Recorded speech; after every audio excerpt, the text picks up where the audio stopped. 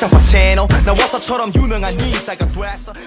What is good, y'all? This is JV here, and today got a haul video for you guys. Now, before I get started, I just want to let you guys know, beforehand, I am getting over kind of really sick right now. My throat is in shambles, so if you hear me, like, my throat cough or something like that, I do apologize beforehand. That's why I'm all bundled up. I'm super sick right now.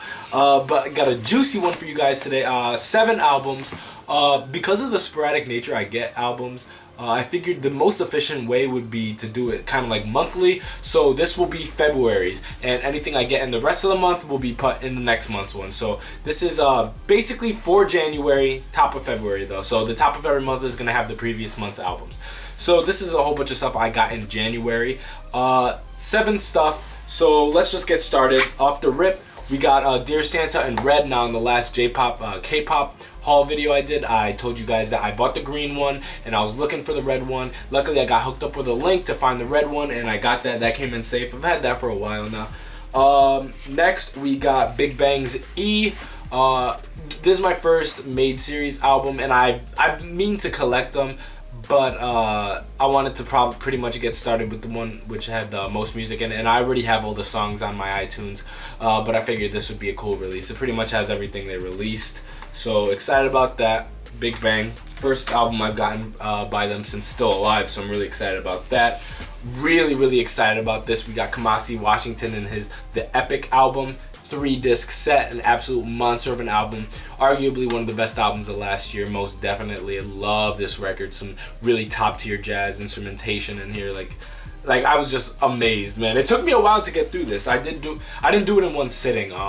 I started at night, listened to it throughout work, in chunks as I balanced that in my work, and then on the way home. So it did take me a little bit to get through this, because this is almost like what, a 2-hour 40-minute affair or something like that. But it's absolutely fantastic. If you can get your hands on this album, I would highly suggest it.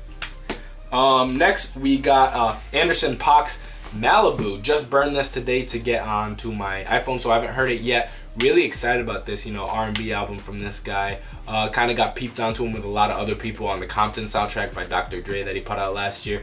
So I'm really excited to hear about listen to this project. I've heard it's very good. I heard it's also a little lengthy, but I checked it's only like 61 minutes.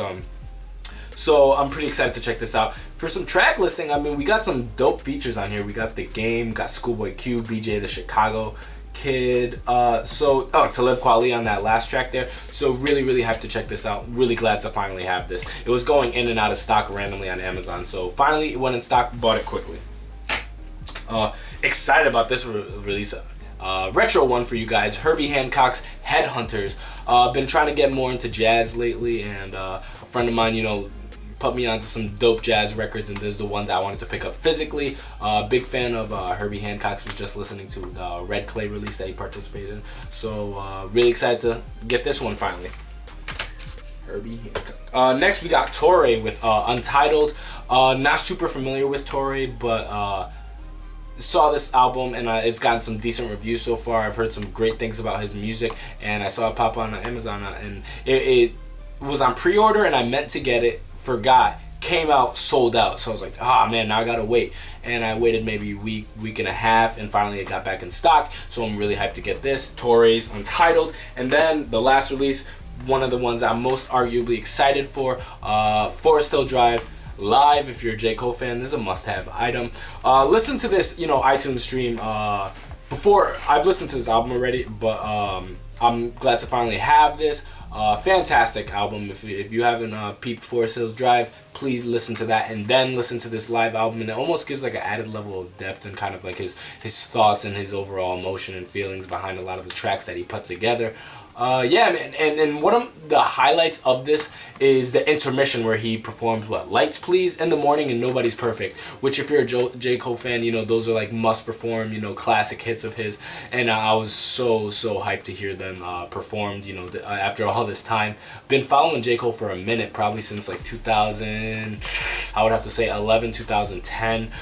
So I'm a pretty big fan of his, and I'm finally glad to really have this. Kind of a low-key release. I didn't see too much fanfare, but again, it is the live album, so I wouldn't anticipate the most. So 7 albums. Let's go through it one more time. We got Girls' Generation TTS's Dear Santa, Big Bang's Made Series E, Kamasi Washington's The Epic, Malibu by Anderson .Paak, Herbie Hancock's Headhunters, Torres, Entitled, and then J. Cole's Forest Hills Drive Live. If you have any questions about any of these albums, leave them below. Until next time, this is JV. I love you guys. Bye.